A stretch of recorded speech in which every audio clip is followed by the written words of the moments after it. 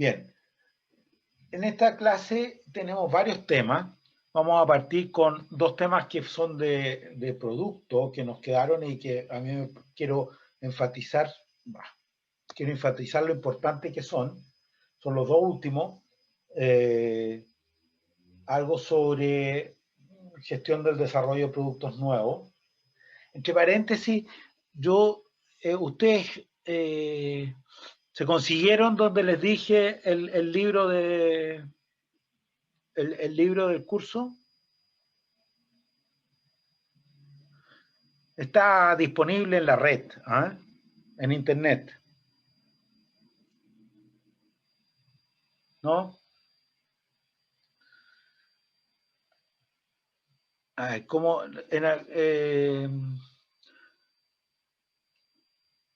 hay un link donde ustedes pueden bajar el libro, ¿ya? El Kotler, y es una muy buena edición, o sea, está muy bien hecho. No sé si será pirata o no será pirata, pero yo no se los puedo entregar, pero ustedes pueden bajarlo, cada uno por su cuenta, ¿ya? Profe, Sí. disculpe, ¿cómo se llama el libro? Se llama Kotler y Keller. Creo que se llama pongan Kotler y Keller.pdf y les va a aparecer uno. Va a aparecer varias alternativas, pero hay una que es buena. Yo en alguna clase anterior puse eso, pero lo voy a, no sé cómo hacerlo, en el foro la voy a poner, ¿ya? El link. Ya, gracias, profe. ¿Ya? Lo digo porque este capítulo, este tema de gestión del desarrollo de productos nuevos, está bastante bien tratado. No es a mí un libro que me guste mucho, el libro de Kotler es un libro un poco enciclopédico, digamos, o sea, les va a servir siempre, porque cualquier cosa es como el Wikipedia del marketing, digamos. Está todo ahí, pero de repente una ensalada enorme de cosas que hay y cuesta. Pero este capítulo de desarrollo de productos nuevos está bastante bien y yo creo que les conviene es interesante leerlo, ¿ya?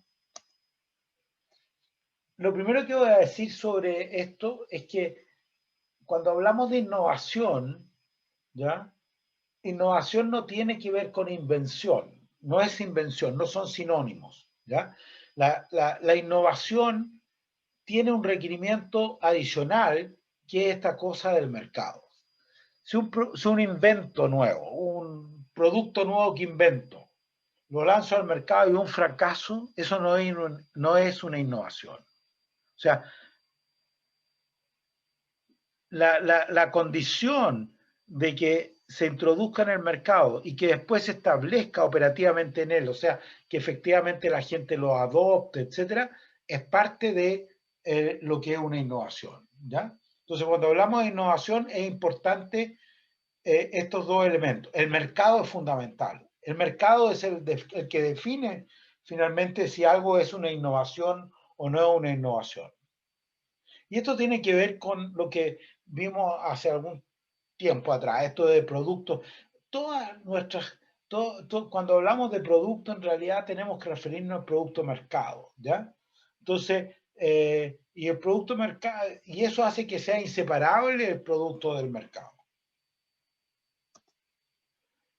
Este es el proceso de decisión en el libro precisamente de Kotler y Keller. Y es bastante interesante. Hay algunas etapas hay etapas iniciales en este proceso, que son estas dos, la 1 y la 2, que tienen que ver con generar la idea, ver si la idea es buena o no es buena, algún análisis, y ahí muchos de los productos fracasan, de la idea fracasan.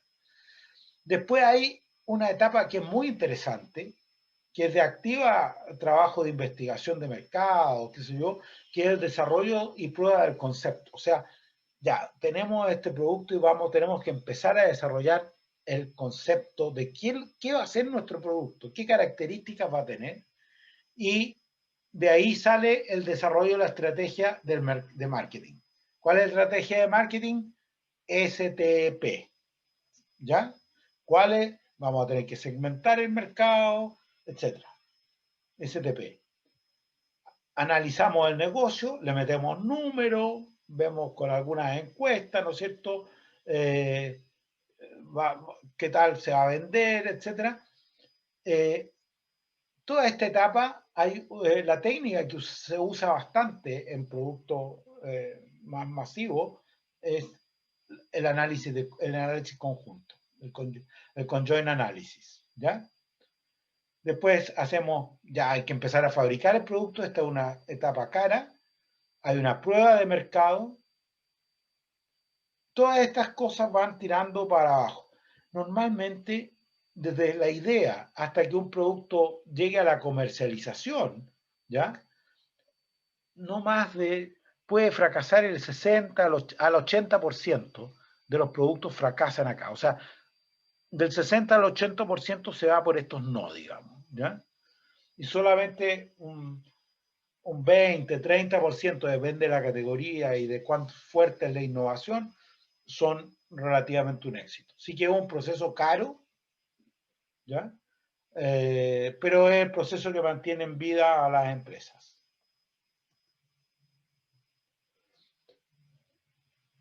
El otro elemento interesante sobre los productos nuevos es lo que llamamos el proceso de adopción de productos nuevos. Vamos a apagar esto.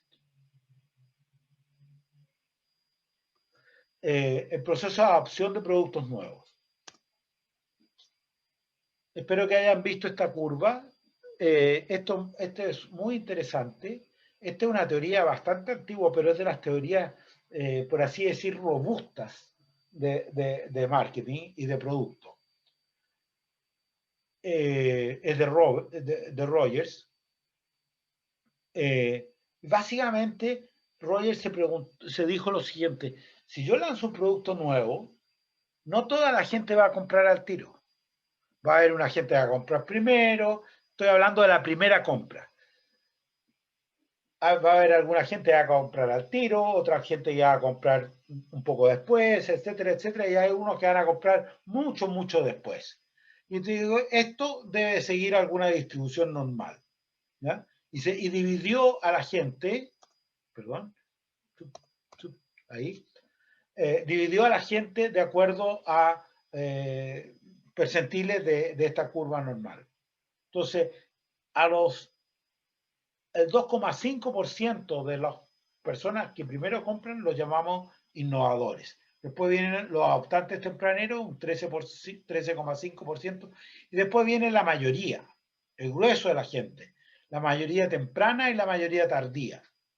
Y por último, los rezagados, la gente que se demora mucho en adquirir un producto nuevo, ¿ya? Esto es lo que en realidad, como digo, es la primera compra, es la penetración del mercado, es que la gente lo probó por primera vez. Por eso hablamos de mercado penetrado. Aquí está en la curva acumulada, ¿no? ¿Qué tiene interesante esto?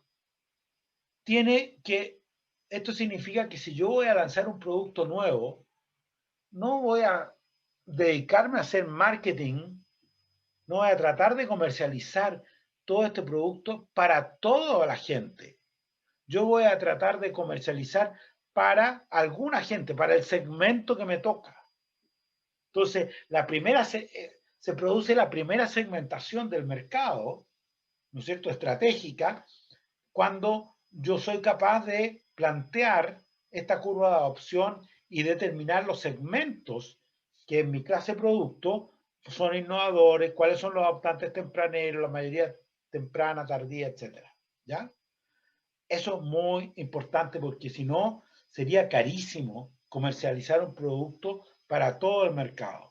Yo lo comercializo solamente para ciertos grupos y en la medida que voy pasando, que voy avanzando y va aumentando la cantidad de mercado penetrado, de la aceptación de mi producto por parte del mercado, entonces voy incorporando nueva gente y voy generando nuevas estrategias. Evidentemente, las estrategias para los adoptantes tempranos es muy distinta que para la mayoría tardía o los rezagados. Cada uno de esos segmentos va a requerir en el tiempo una estrategia distinta. Por eso que es importante esta curva de adopción. Esta curva de adopción, si ustedes la miran y miran esta curva de acá, ¿no es cierto?, la amarilla,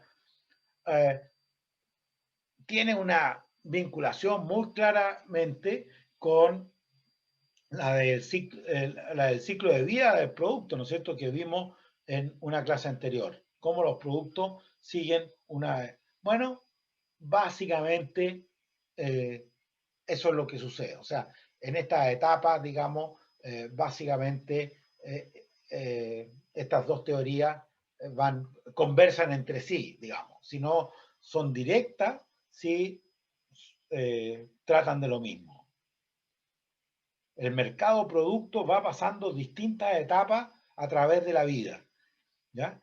Y en las primeras son ciertas características de los consumidores, y en la medida que van pasando a etapas siguientes, los consumidores van teniendo distintas características.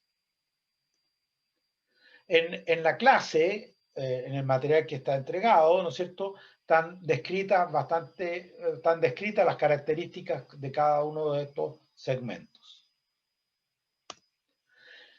En los productos tecnológicos, que son los que normalmente no vemos, ¿no es cierto?, hoy día, se produce, llamó la atención por allá por los años 2000, 2010, que había un cierto cantidad de productos que no lograban pasar a la mayoría temprana y morían antes. Es lo que se llamó el abismo. Y esa es la teoría de Geoffrey Moore, y también está descrita en la clase, no la voy a escribir ahora, pero es muy interesante porque habla de un problema grande que hay aquí en los productos tecnológicos. Cómo hacer que esta mayoría temprana, ¿ya?, lo acepte ese producto. Esta mayoría temprana muchas veces no acepta ese producto y el producto se queda básicamente con el 16% del mercado y muere, digamos, porque no tiene tamaño suficiente para soportar el nuevo producto mercado. Pasamos a precios. En precio, a mí me interesa, destaco, ¿no es cierto?, porque es la fuente de muchas acciones de precio en marketing, es el excedente del consumidor. Ustedes lo han visto en el modelo clásico de teoría de precio, ¿no es cierto?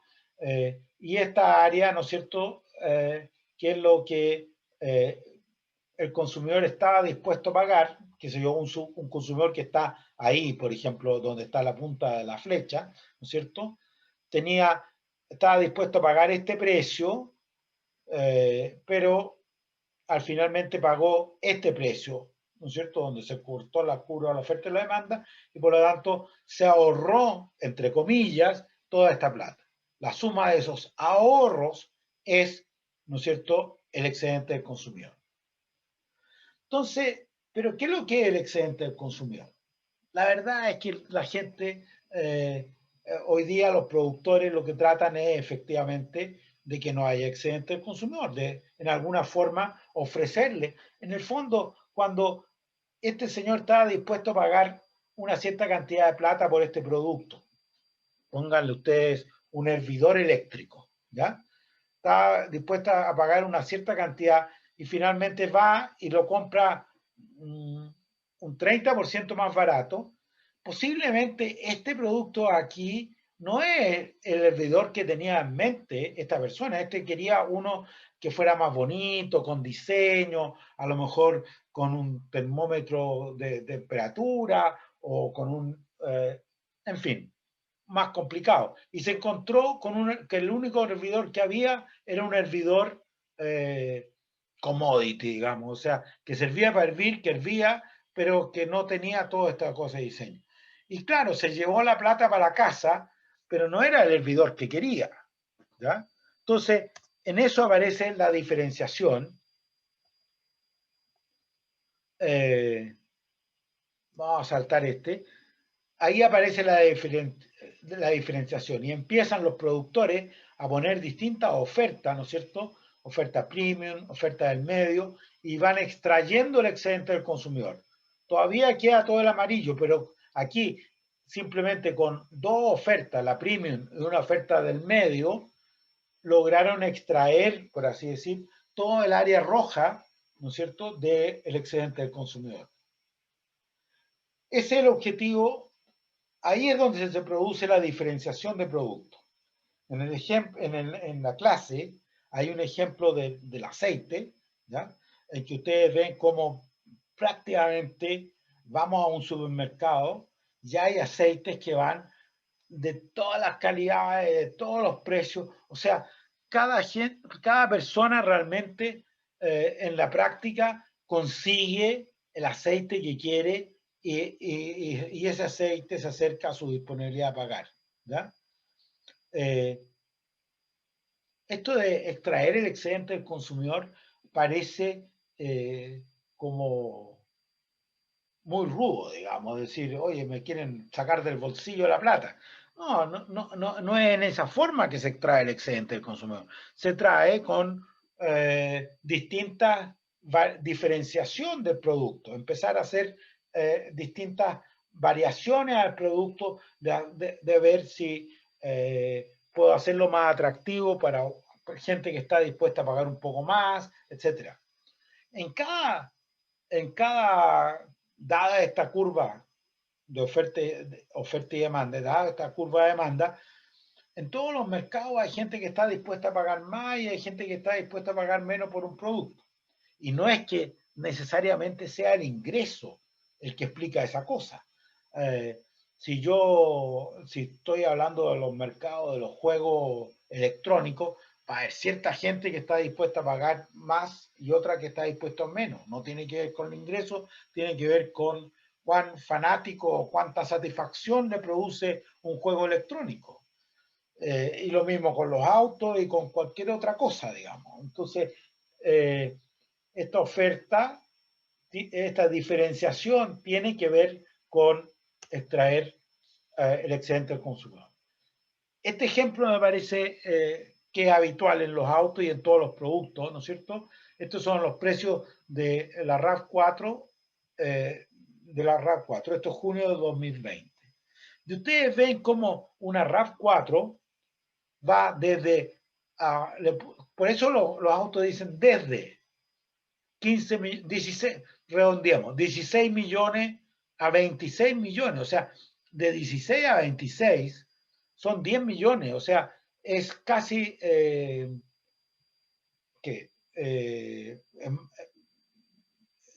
casi un 60% más o menos de precio que sube, ¿no?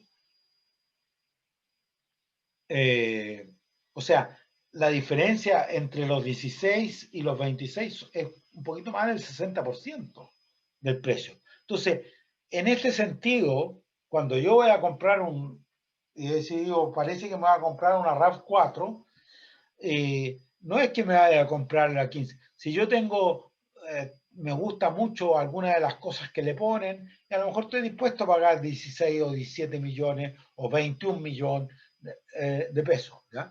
Así van extrayendo excedentes como consumidor. O sea, no es que, como digo, le metan la plata al bolsillo a la persona, sino que en alguna forma le van ofreciendo variaciones del producto. Aquí, ¿cómo lo hace la Toyota? Versión LE, XLE, estos son versiones de terminación. Tapiz de cuero, tapiz de género, más, qué sé yo, tipo de radio que tiene, parlantes, más parlantes, menos parlantes, etcétera. Van enchulando, por así decir, el auto, ¿ya? En su versión. Distintos centímetros cúbicos. 2000 centímetros cúbicos, 2500. Son solamente dos versiones, de 2000 y 2500. Tracción, 4x2, 4x4, 4x2 y transmisiones manuales, esta continua que se llama y automática, que son básicamente tres niveles. Entonces hay distintos niveles que combinados me producen toda esta diferenciación en el RAV4. ¿Ya? Entonces, esa es la forma, cuando hablamos de extraer el excedente del consumidor, se trata de eso. En marketing hablamos más se habla más en la industria, digamos, en las empresas, de no de extraer excedente del consumidor, sino no dejar plata en la mesa. Si este señor quería comprarse un auto de 18 millones y le parece bien bueno, a lo mejor le puedo ofrecer algo que se acerque más a los 18 millones y que a él le guste más. Le puedo ofrecer un auto con mejor tapiz, con mejor sonido interno, o le puedo subir de una 4x2 a una 4x4, etcétera. ¿Ya? Por eso en marketing hablan de dejar la plata en la mesa, porque quiere decir que este señor iba dispuesto a pagar 18 y se llevó 16 porque no había ninguna alternativa que le gustara más a él. ¿Ya? Y eso es lo que se pretende con este esquema. Esto es lo que llamamos una diferenciación en base a calidad, vertical. ¿Ya? Este es interesante, es hablo de eso en la clase, ¿no es cierto? Horizontal, en que básicamente una misma droga, que el finasteride, se ha encontrado que tiene dos usos distintos, produce mejora en dos mercados distintos. Uno tiene que ver con la próstata y otro tiene que ver con la caída del cabello. ¿Ya? Si ustedes miran acá abajo, este es de 5 miligramos y estos son 30 comprimidos de 5 miligramos que valen 35.000 pesos. Estos son 90 comprimidos de 1 miligramo que valen 36.000 pesos. La dosis que uno tiene que tomar para la próstata son 5 y la dosis que tiene que tomar para el pelo es 1. Aquí se vende a 237 pesos el gramo, aquí se vende a 407 pesos el gramo. O sea, un incremento sustancial del precio de un mercado a otro. Son dos mercados distintos. Seguramente hay distintas voluntades a pagar. Hay una lectura de un diario del New York Times de la época en que se salió esto del Folipil en Estados Unidos, ¿no es cierto? Por Merck, era la farmacéutica. Bueno, efectivamente el gasto que la gente hace, para la gente que se está quedando pelada, digamos, hace para conseguir no perder pelo, en realidad invierten mucha plata. Entonces, el Folipil, cuando tiraron el Folipil, realmente podían lograrlo con una cantidad todavía menor que la que gastan, pero además es efectivo, ¿ya? Entonces, en ese sentido hay dos voluntades a pagar, una voluntad a pagar por la próstata y otra voluntad a pagar por el pelo. Uno puede hacer todos los chistes que quiera con respecto a eso, digamos. En economía se describen tres grados de discriminación. Discriminación de primer grado, segundo y tercero. La primera es la discriminación personalizada. Es la que hace el gaffiter cuando va a la casa de alguien y le dicen que tiene que arreglar algo. Él evalúa y decide el precio. ¿Ya? Ese es el primer grado, discriminación personalizada. Versionamiento del producto, como el caso de la Toyota, y el tercer grado, discriminación por mercado, como el caso del finasteride. Vimos casos de servicios en Internet. Esto tiene que ver, en los casos anteriores, hay alguna Profe, forma física, natural, de separar los productos, ¿ya? Por ejemplo, la Toyota te lo hace con más o menos parlante, tapices, o el tipo de, si es 2x2, 2x4 o 4x4, digamos. en productos de tipo digital, la diferenciación es súper fácil de hacer con, eh, con menores cambios. O sea, no hay casi que cambiar el producto. Y es lo que pasa con la Internet, por ejemplo. Cuando a mí me venden Internet de 600 megas o me venden Internet de 200 megas, en realidad el tipo no es que me ponga un cable más grueso, un cable más delgado, que sé yo, simplemente va a su computador, digamos, y dice, ya, este señor está pagando 600 megas, así que denle 600, ¿ya? Este señor está pagando 200, sí que denle 200 nomás. Y básicamente, por así decir, da vuelta un tornillo y, y se produce el cambio de producto. No hay nada real en el cambio de producto, ¿ya? Ahora, sí existe una limitación, no es lo mismo todos agregados, digamos, ¿no es cierto? No podrían ser a 600, porque habría un atochamiento, digamos, ¿no es cierto? Pero efectivamente no hay ninguna diferencia física entre el producto cuando yo uso 200 megas o uso 600, ¿ya? Entonces, eso pasa en los productos digitales. Pasa también en los software, ¿ya? Y hablamos de eso en la clase, ¿no es cierto? Y las limitaciones que crean los tipos del software son como, por ejemplo, como en este caso un software escolar, es el número de usuarios que pueden haber al mismo tiempo usando el software. Y eso permite generar distintos precios. Si yo voy a hacer un colegio grande, por así decir, voy a cobrar 20 UF. Si es un colegio chico, voy a cobrar 10 UF. ¿Ya? El mismo producto, el trabajo de desarrollo del software es el mismo. ¿Ya? Pero el producto lo controlo, ¿ya? Para discriminar entre distintos usuarios a través de, como digo, una pequeña instrucción en el programa que dice si se va a conectar otro, ese no se puede conectar. ¿Ya? Ese es el tema. Esto es lo que llamamos diferenciación. Perdón, esto es lo que llamamos versionamiento. O sea, el versionamiento es un tipo de diferenciación que tiene que ver con un cambio muy sutil en el producto.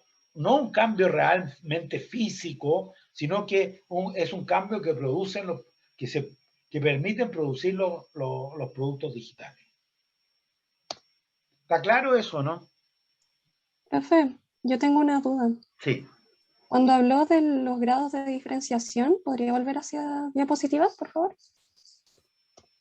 ¿Esa? ¿Esa?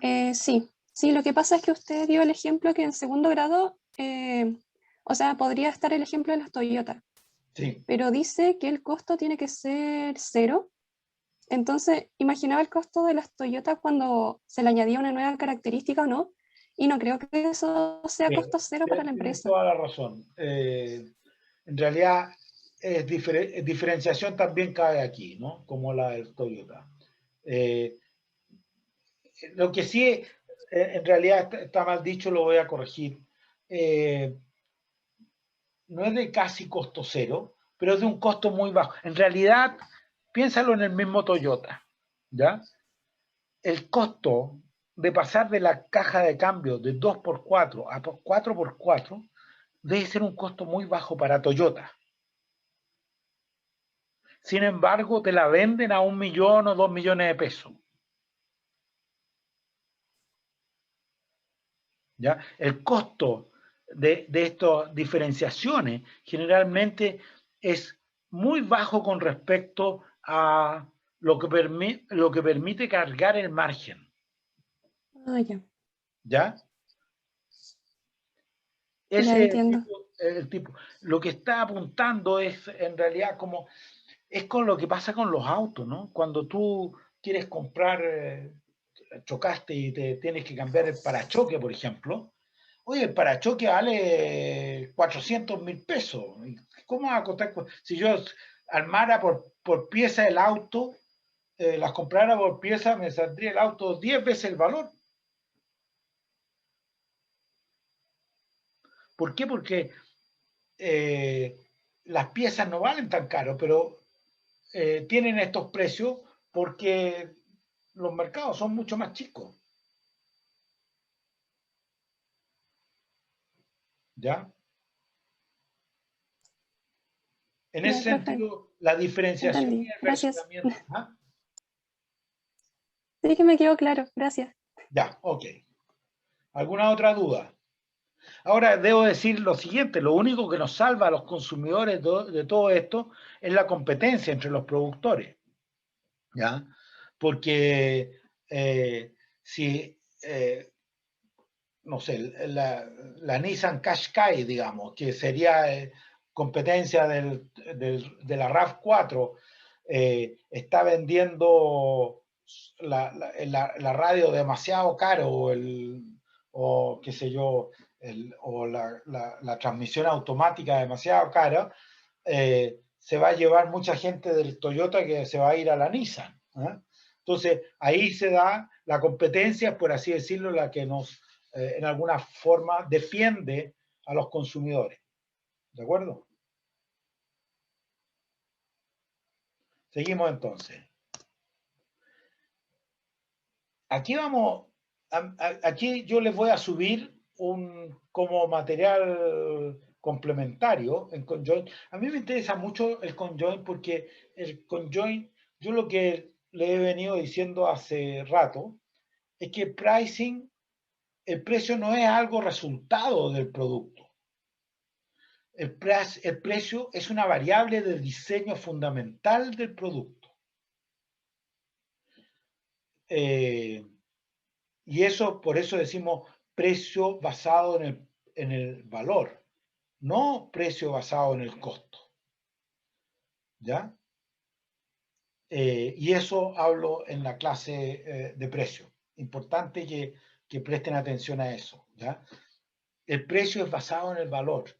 El pricing, el precio que va a tener mi producto, es parte del diseño. Cuando un productor decide diseñar un nuevo producto o una nueva variante del producto, está pensando en cuál va a ser el precio de salida, porque él sabe con quién va a tener que competir, etc. Entonces el precio antecede al diseño, es una condición de diseño. Y no esto que pensamos muchas veces que los productores hacen el producto, después calculan el costo y dependiendo de ese costo le cargan un margen y hace el precio. Eso no funciona así. ¿Ya? El precio es un antecedente del diseño del producto. Eso es lo importante que tengamos claro cuando hablamos de pricing y diseño. ¿Y por qué me interesa volver al conjoint analysis? Porque el conjoint analysis hace eso, o sea, es la herramienta que nos permite meter el precio como un atributo dentro del producto y comparar entonces cuánto está dispuesto la gente a pagar por pasar de 2.000 centímetros cúbicos a 2.500 centímetros cúbicos en el mismo modelo de auto. O sea, cuando yo hablo del Toyota, de la RAV4, y digo, yo puedo medir cuánto está dispuesto a pagar un segmento del mercado por pasar de 2.000 centímetros cúbicos a 2.500 centímetros cúbicos cuando todos los otros atributos se mantienen igual. Eso es parte de lo que yo puedo hacer con conjoint análisis. Y por eso que es tan importante conjoint. Toda esta diferenciación de la Toyota está hecho fundamentalmente con estudios tipo conjoint. ¿Ya?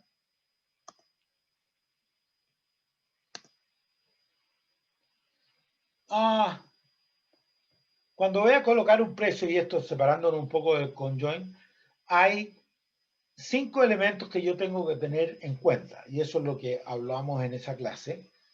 Uno, evidentemente, el precio de los sustitutos y cuán disponibles están, son fáciles de obtener o no, ¿ya? Precio y sustituto. Si yo voy a lanzar una nueva aspiradora robot, ¿no es cierto? Me voy al mercado de las aspiradoras robot y veo a cuánto están las aspiradoras robot de todos los otros competidores, qué características tienen, y yo veo con las características de la mía y trato de ubicarme entre medio, ¿no es cierto? Decir, yo tengo que estar más o menos a este precio. O sea, el mercado en ese sentido fija la competencia, fija un poco mi producto. Salvo que yo tenga una innovación que crea que es muy importante, que cambia sustancialmente el producto, entonces, solo entonces, voy a realmente poder tener que inventar un precio, digamos.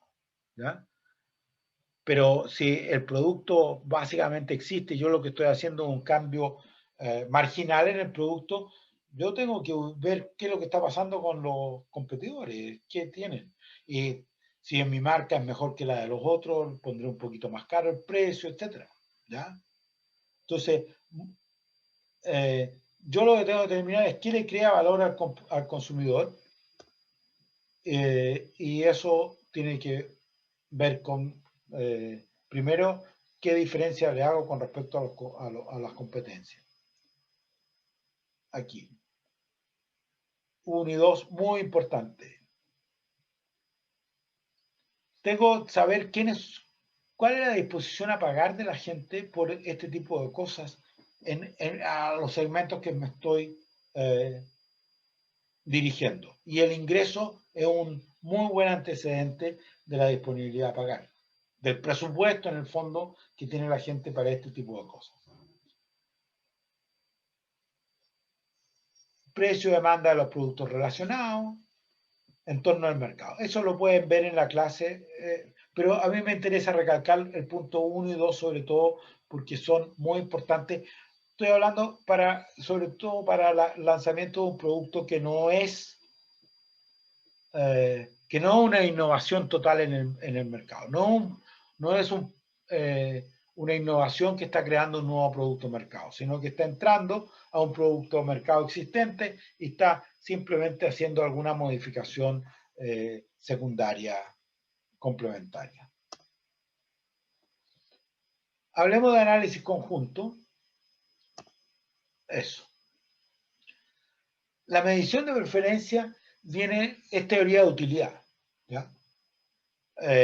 Y teoría de utilidad dice que la preferencia me da cierta utilidad y eso es lo que me genera valor a los consumidores. Una teoría de utilidad es que yo tendría que tener una función de muchos atributos. ¿Y qué son los atributos? Son básicamente los atributos del producto. Si yo estoy hablando de la Toyota, tengo que ver el tamaño del motor, las terminaciones, tengo que ver si 2x4 o 4x2 o 4x4, el tipo de transmisión que tiene, manual, de esta continua o automática. Esos son los atributos, ¿ya? Y yo lo que trato de obtener es una función de este tipo, ¿no es cierto? Complicada. ¿Cuál es la forma de esa función? Eso es lo que hace difícil esto. Pero la gracia del conjoint analysis es que simplifica la obtención de esta función trabajando con niveles, ¿ya? Entonces, los niveles son, por ejemplo, cuando hablábamos de 2x4 o 4x4, digamos, hay solamente 2 niveles. Entonces, no tengo que hacer un continuo de eso. En alguna forma discreticé la cosa de las terminaciones y definí 3 o 4 modelos de terminaciones. Una que tiene ciertas características, otra ciertas otras, y no todas las combinaciones posibles. Me reduje a 4 combinaciones. En el caso de la transmisión automática hay solamente 3 autos. Entonces, eso me permite trabajar en un ambiente lineal. Porque la X y J es un 1 o un 0. O sea, básicamente desaparecen estos X y J cuando ya tengo definido un perfil. ¿No es cierto? Porque va a ser 1 o 0 si está presente o no está presente. Y hay un omega J para cada uno de ellos. ¿Ya? Y entonces el V sub I, el valor que me dé una de las RAV4 que yo haya hecho, va a ser el peso que yo le ponga a cada una de las componentes de esos atributos. Componente de, por ejemplo, el componente de 2x4, si es una 2x4. Y va a ser 0 el omega, el XJ de la 4x4. ¿Ya? Entonces, eso es lo que hace el análisis conjunto y finalmente me transforma el valor en una simple sumatoria de los omega JK presentes en ese producto que estoy viendo yo. Entonces, ya hecho eso, yo lo que tengo una serie de ecuaciones lineales de valor, ¿no es cierto?, en los que le pido a la gente, le digo, ya póngale nota a esto, cuán contento se queda con esto. Y le pone nota a este lado, las incógnitas son los omega, y con eso, con técnicas estadísticas, regresiones, yo puedo obtener el valor de los omega. Eso es el análisis conjunto, nada más que eso. ¿Ya? Yo voy a colocar en complemento otra diapositiva para que los que quieran profundizar un poco más sobre esto. ¿Qué atributos seleccionar? Bueno, depende del objetivo del estudio. Por ejemplo, en la RAV4 son esos los que ellos decidieron seleccionar, ¿ya? Podían haberlo roto de otra forma, pero en realidad tampoco podemos tener muchos atributos porque se transforma muy complicado el problema. Pero ustedes ven que con 4 atributos, ¿no es cierto?, tenía la RAV. Vamos al caso de la RAV. Acá. Tenía ¿cuánto? La versión. La versión, ese es un atributo. Los centímetros cúbicos, otro atributo. La tracción, otro atributo. Y la transmisión, otro. O sea, tenemos, y el precio, otro. 1, 2, 3, 4, 5 atributos. Este atributo está con 4 niveles. LE, XLE, XLE y Adventure. Perdón, uno que se llama NXL. CC, centímetros cúbicos, 2000, 2500. Tracción, 4x2, 4x4. Transmisión manual, continua, automática, 3. Bueno, y precio voy a tener uno para cada uno. Y aquí puedo poner los precios que quiera. ¿Ya? Pero va a tener varios precios. Entonces, eso es los niveles, los atributos y los niveles. ¿Ya? Pues vamos acá. Entonces, yo lo que voy a obtener son estos omega, la importancia que le da cuando la persona evalúa el valor total que le da el producto. ¿Qué atributos seleccionar? Bueno, los que sean significativos para el producto. En general, estos atributos son independientes.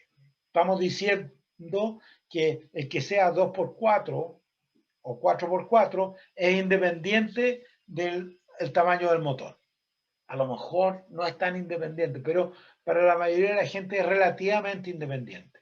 Los únicos dos atributos que la mayoría de los atributos son independientes, pero los únicos que no son independientes son precio y valor de marca. Como aquí estamos hablando solamente de Toyota RAV4, no hay marca, digamos. ¿Ya? porque son todos Toyota RAV4. ¿Cuántos atributos? Mira, nosotros no podemos hacer muchos atributos porque las combinaciones se ponen demasiado largas y la encuesta que vamos a tener que hacer es demasiado complicada. Nunca más de 6 atributos. 6 a 8 atributos es como lo máximo. Sin embargo, ahí vamos a hablar, y hablamos en clase, de una técnica de análisis conjunto que se llama ACA, Adaptive Conjoint Analysis, que permite usar hasta 30 atributos, ¿ya? Pero el grueso de las técnicas permite usar de 6, 7 atributos. 6 ya es una buena cantidad, como el caso de la RAV4.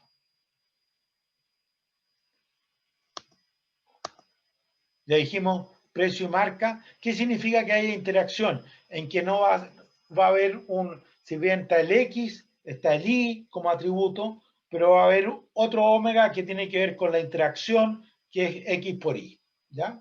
Y de ese modo, ¿no es cierto?, en una regresión meto las interacciones. Bueno, la misma cosa. Este es un ejemplo de tarjeta. Aquí, por ejemplo, tenemos una cadena hotelera, está la marca, está el precio. Estamos hablando de habitaciones en una cadena hotelera. Cerca del aeropuerto, clientela, principalmente viajeros de negocio, pieza básica, rapidez de checkout, nunca mayor a 3 minutos, estacionamiento amplio, gratis, restaurante del hotel, moderado, no elegante. Y la gente tiene que ir poniendo su nota con respecto a este hotel comparado con otro que tendrá otra descripción. Eso es el experimento con tarjeta. O sea, definimos estos productos hipotéticos que llamamos perfiles, ¿no es cierto?, a través de estas tarjetas. Vamos a ver cómo vamos el tiempo. 3:30. Ya estamos. Perfil, atributos y niveles, ¿ya? ¿Cuál es el resultado de esto?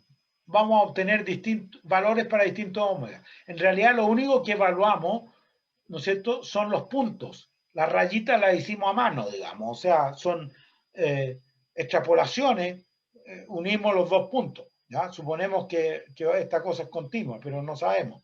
Pero la verdad, lo único que medimos fueron los puntos de estas curvas de utilidad. ¿Ya? ¿Ya? Eso es lo único que se midió. ¿Ya? Y después podemos tirarle línea, por así decirle, a estos puntos y representar esta curva. ¿Ya? Pero en realidad lo único medido, estimado, son los puntos de estas curvas. Eso es.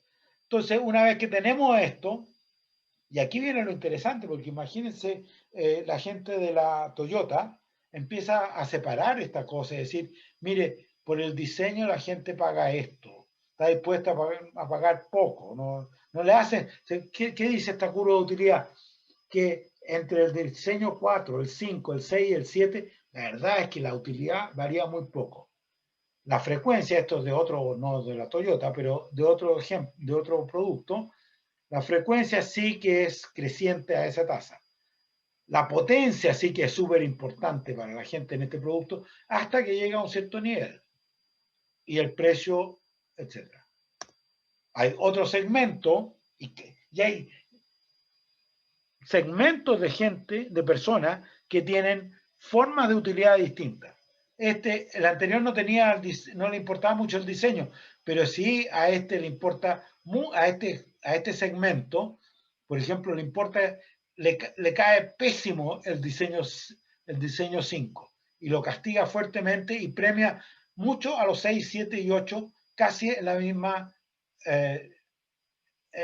forma que en la misma forma. La frecuencia, sin embargo, no le importa mucho a este. La potencia, como se ve, y el precio, ¿ya? Entonces, tenemos segmentos distintos y eso es una de las cosas más interesantes. Ustedes pueden ver lo que es la interpretación de las utilidades acá, no me interesa. Está bastante detallado en lo que le voy a poner. Estamos escasos de tiempo. Eso va a estar, está bien claro en la diapositiva, no hay problema. Pero esto es lo importante. Que una vez que medimos el análisis conjunto, podemos empezar a segmentar. Y por ejemplo, esto creo que es un caso de una sierra de sierra eléctrica, ¿ya?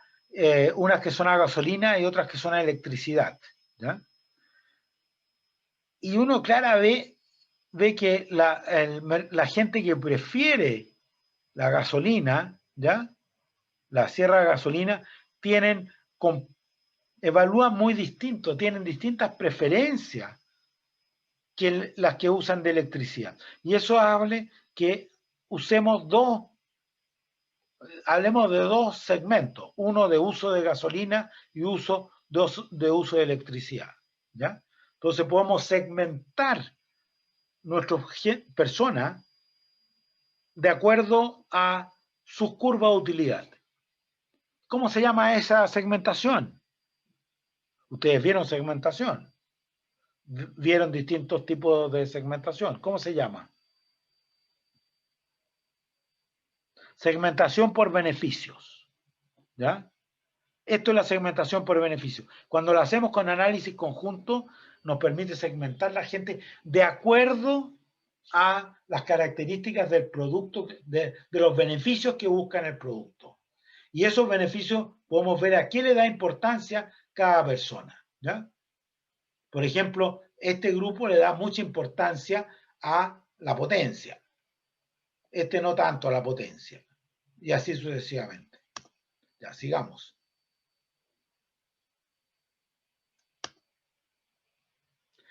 Una vez que tenemos segmentado el mercado y podemos saber de qué tamaño es cada mercado, incluso podemos simular.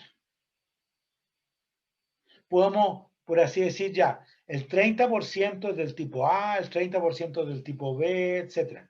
Y yo tiro un producto al mercado y supongo que el tipo A, el 30% va a comprar de esta forma de acuerdo a sus funciones de utilidad. ¿Lo va a premiar o no lo va a premiar?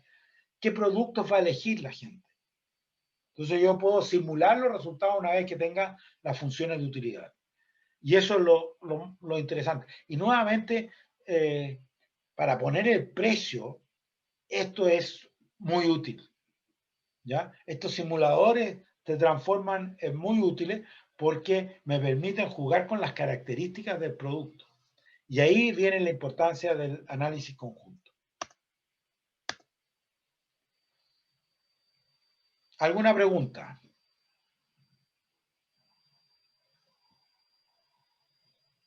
¿Están todavía conmigo ustedes o no? Sí, profe. Sí, ya. Es que, ya, si todavía habemos hay 12 de ustedes, ya. Bueno, interesante el análisis conjunto, como le digo, les voy a poner un material complementario, unas diapositivas de otro curso que hice alguna otra vez y por lo menos tengan más idea. Pero ahí vemos que esta cosa cuando hablamos del valor, cuando hablamos cuánto la gente se puede medir.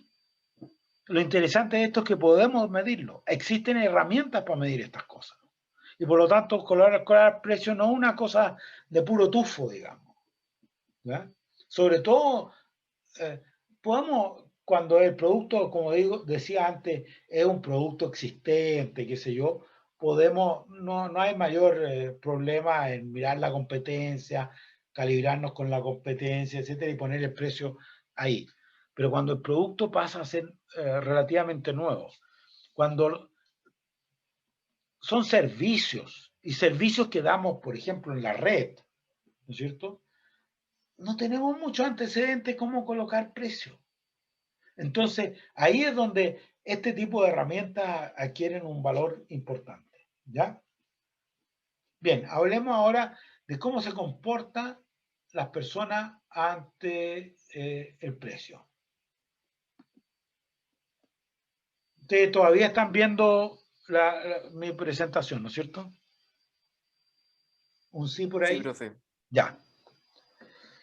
Esto es muy interesante, el comportamiento ante el precio.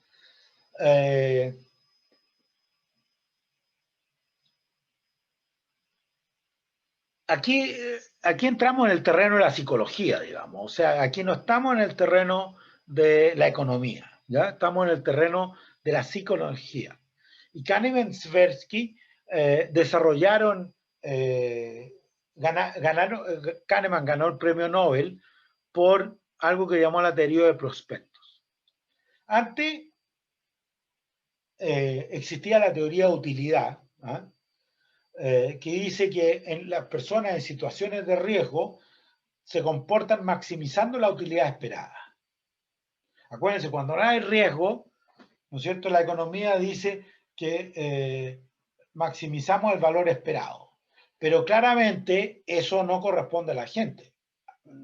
Existe la aversión al riesgo y entonces pretendieron describir von Neumann y Morgenstern por allá por los años 40, hace ya 80 años atrás, ¿ya? La teoría de utilidad esperada. Entonces dice, maximizo la utilidad esperada y eso es lo que la gente hace. En los años 70, Kahneman y Tversky, o sea, esos 50 años atrás, se dieron cuenta que realmente la gente no operaba así. Y desarrollaron esto que sigue vigente hasta el día de hoy, que es la teoría de prospectos. Y básicamente la teoría de prospectos dice que las personas actuamos respecto a una referencia, ¿ya? Esa referencia es la que usamos.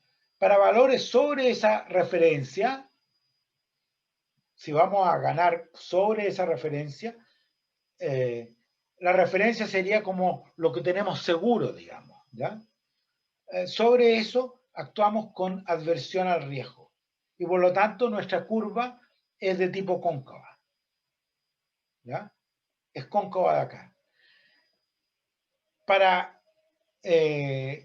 Bajo la referencia, es decir, oye, vamos a perder, podemos perder bajo nuestra referencia, somos amantes del riesgo y por lo tanto la gente se comporta, más bien el comportamiento de las personas es representado por una curva convexa. Entonces tenemos que la teoría de prospecto tiene un punto de inflexión importante en lo que llamamos la referencia y cambia de convexa, perdón, a cóncava, ¿ya? Y eso representa. Veámoslo con un ejemplo.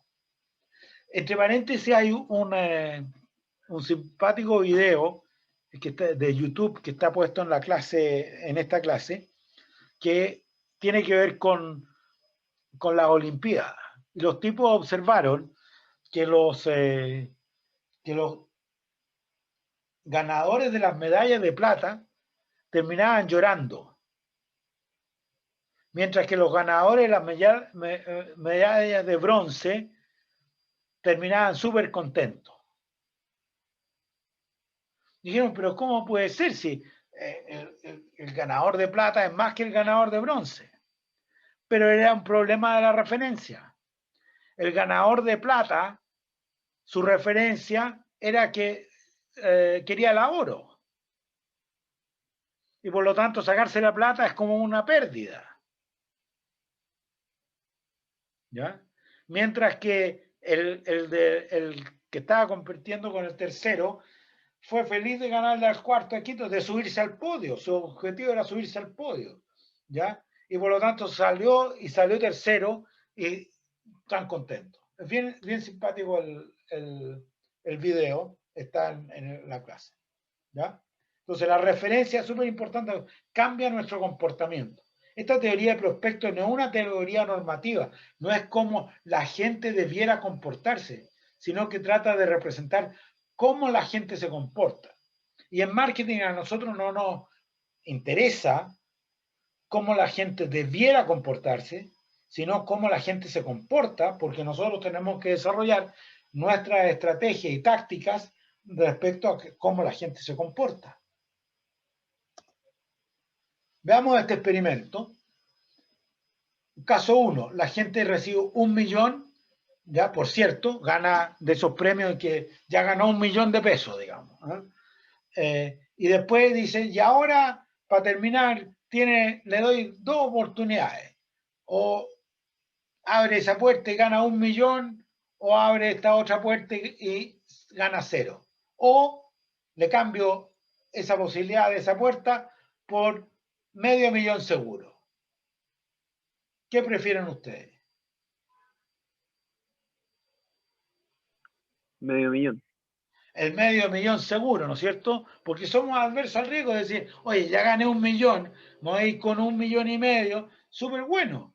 Mientras que aquí, oye, capaz que, o sea, me puedo quedar solamente con el millón. Aquí me voy seguro con 1,5 millones. ¿Ah?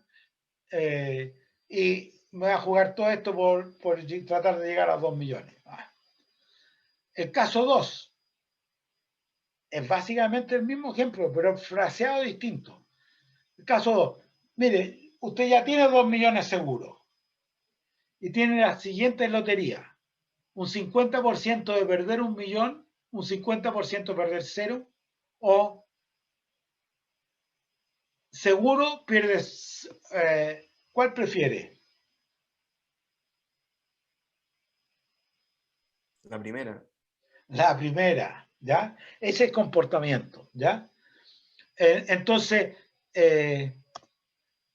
lo que digo, aquí somos adversos al riesgo, estamos en la parte de arriba, estamos en la curva cóncava, ¿ya? Mientras que amantes del riesgo estamos en la curva convexa, estamos en la parte de abajo de la teoría de prospectos.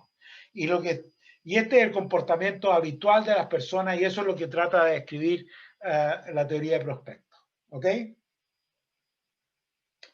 Entonces, eso es lo que tenemos que tener de acuerdo y lo vamos a usar en... ya, ahí se acabó esto. En nuestras tácticas y los temas que vienen usan esto para resolver este problema. Ok. Eso yo creo que como estamos chuta, estamos pasando 2:30, no, estamos bien. Preguntas. Podemos hablar después un poco de la tarea. Preguntas sobre esto. A ver, vamos a dejar de compartir. Ya. ¿Tienen alguna pregunta sobre lo que hemos visto? ¿Algo que quieran reforzar?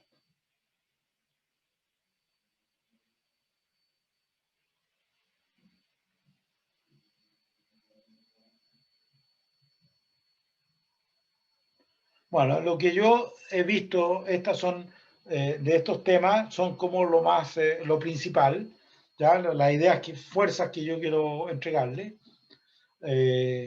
La primera es que efectivamente esto de extraer el excedente del consumidor, de que todos los consumidores estemos dispuestos a pagar cosas distintas por un mismo producto, permite que exista, le da espacio al marketing para poder ofrecer con variedad de productos, ya sea diferenciación, como en el caso del Toyota, o ya sea versionamiento, como en el caso de la Internet o del software, eso es donde el marketing tiene cabida, digamos. O sea, si toda la gente, si el producto fuera un commodity, no hay marketing. Porque si todo, en el mercado del cobre, prácticamente no hay marketing. Hay muy poco. Hoy día hay algo de marketing, porque hay cobre con más impureza, menos impureza, etcétera, ¿ya? Pero es menor. Pero en los automóviles, mucho marketing. ¿Por qué? Porque la posibilidad de diferenciar y la voluntad de pagar de la gente son distintas. Un Toyota 4x4 no es igual a un Toyota 2x4 para nadie, ¿ya? Entonces, ese tipo de cosas es lo que da cabida, las distintas voluntades de pagar en lo que da cabida al marketing, ¿ya? Ese es el punto 1. El punto 2 es que en el marketing nos importan las teorías, sobre todo las teorías descriptivas del comportamiento del consumidor, como la teoría de prospecto. No nos interesa que la gente, la teoría de utilidad esperada. ¿Por qué? Porque nosotros estamos midiendo qué pasa al consumidor, entonces queremos saber cómo se comporta el consumidor ante un precio, y no normativamente. Nadie maximiza el valor esperado en una situación de incertidumbre, ni tampoco la utilidad esperada, ¿ya? Pero sí se comporta a través del de teorías como, o sea, teorías como la de prospecto describe comportamiento y por lo tanto podemos describir a las personas, el comportamiento de las personas con ese tipo de teoría y podemos usarla entonces para usar nuestras tácticas, definir nuestras estrategias y nuestras tácticas de precio, ¿ya? El tema es que tenemos que usar, saber qué están usando las personas de referencia cuando toman precio, ¿ya? Y eso es lo que pasamos en el último tema, ¿ya? Que no lo vamos a ver en esta clase. ¿Alguna otra cosa? Profe, Sí. yo tengo una duda con respecto a esto como de los planes y del excedente del consumidor. Ya. Entonces, ¿por qué se hace, por ejemplo, los pases anuales en Fantasilandia? Siendo que la persona que compra ese pase anual es porque lo ocupa más veces, entonces podría pagar más entradas. Ya. Vamos a ver en la clase, en la próxima clase del lunes, precisamente vamos a ver vamos a ver varios casos. Uno es eso se llama bundling, empaquetamiento, el combo, ¿ya? ¿Por qué se venden las papas fritas con el McDonald's, con la bebida, etcétera? Y vamos a explicar por qué se hace eso. Y eso se debe a que la gente tiene distintas voluntades de pagar. Y lo que queremos es cobrarle a distintas voluntades de pagar distintos precios. La gente, algunos queremos incentivarle, queremos bajarle el precio porque queremos que hay gente que está dispuesta a ir una vez a Fantasilandia, solamente, ¿ya? Pero hay gente que está dispuesta a ir a 3 veces. Yo estoy dispuesto a bajarle el precio a esa persona. Pero ¿cómo le bajo el precio a esa persona sin bajarle el precio al que va a ir una sola vez? Entonces le hago un paquete de 3 idas a Fantasilandia, ¿ya? A un precio rebajado, y entonces la primera, segunda y la tercera le va a salir a un precio más bajo. Y no le bajé el precio a la persona que va una sola vez. ¿Se entiende? Sí, profe, gracias. ¿Ya? De eso vamos a conversar el lunes. La clase, el tema del lunes tiene que ver con eso. Vamos a ver, es una de las cosas interesantes en precios es cuando empezamos a empaquetar las cosas, ¿ya? Y cómo, ¿por qué empaquetamos? ¿Ah? El tema interesante en los productos digitales sobre todo es que el costo marginal de producir un producto más es cero. O sea, si ustedes ven un software, ¿no es cierto? Ya, yo hice el software, calculé el costo, pero vender un software más, el costo marginal de ese software extra es cero. Porque no entrego nada, o sea, simplemente es no sé, pues una señal eléctrica, ¿no? Entonces, de acuerdo a la economía, yo tengo que cobrar de acuerdo al costo marginal en el equilibrio. ¿Qué voy a vender a cero mi software?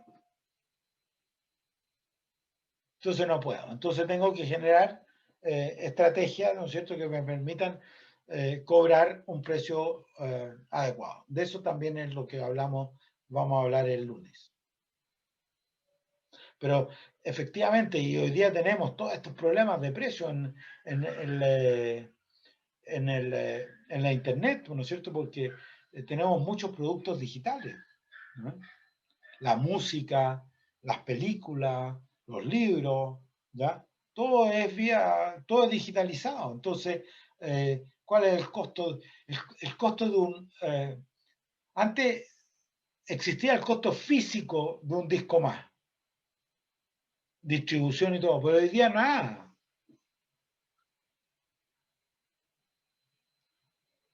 ¿Ya? Entonces el costo marginal no corre en poner el precio. Tenemos que mirar el otro lado, tenemos que mirar la voluntad a pagar, la competencia, evidentemente, que en alguna forma fija la voluntad a pagar. Eso. ¿Alguna otra pregunta?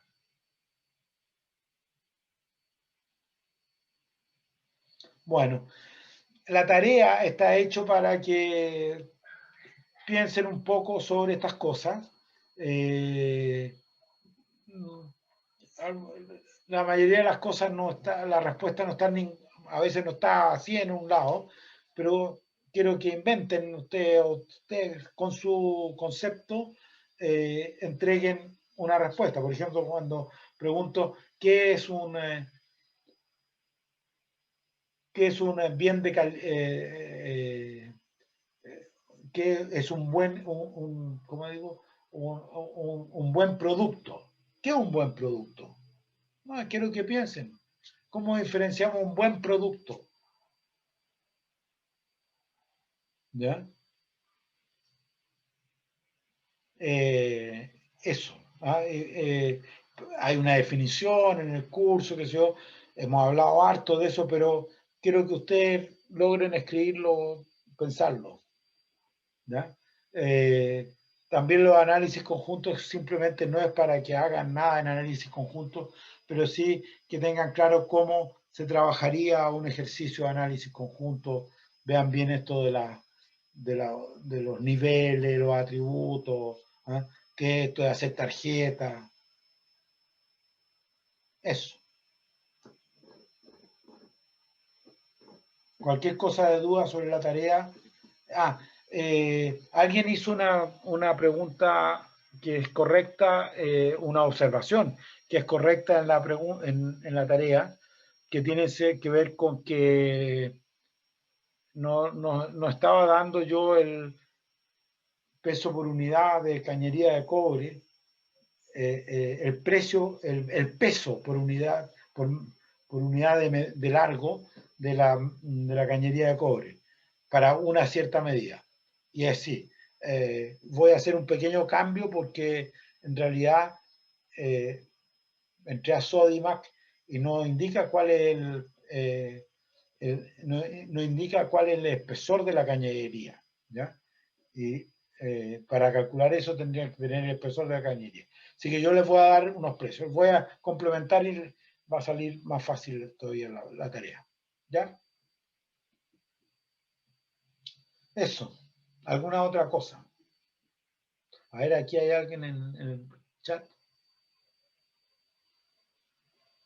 ¿Hay alguien en el chat o no? Chat, ahí hay uno. De Carolina. Ah, profe, esa era la duda que le consulté antes. Sí. Ya, ok. Bien, entonces quedamos acá y nos vemos a través de las asíncronas. ¿Eh? Que estén bien. Chao, profe, que esté bien. Igual, Chao, profe, profe, buen Profe, semana. profe, gracias. Chao, gracias. Gracias. Chao, profe, que esté bien. Chao.